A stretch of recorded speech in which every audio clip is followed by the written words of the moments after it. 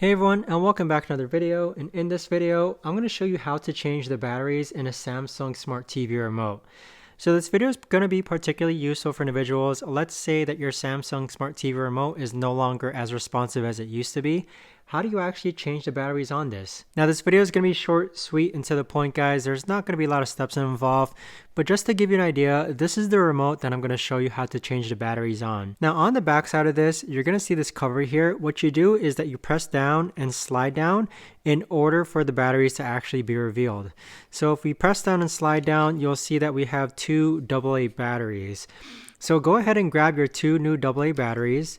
And then once you actually have your two new AA batteries, make sure that the positive and negative sides actually match the positive and negative sides here, and then insert it back in.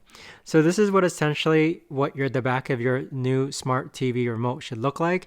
And then once you're done, you're simply just going to slide the cover back in and wait until you hear it click. Okay, so it should fit firmly, and there should be no gaps between the backside and the cover. So notice how there's no gaps on either side of the remote. But that right there, guys, is the best and easiest way that I know of to actually go ahead and change the battery in the Samsung Smart TV remote. If you guys know of a better or easier way to actually do this, let me know in the comments down below. I would love to know. But thanks so much for watching, everyone, and I'll see you guys all in the next video.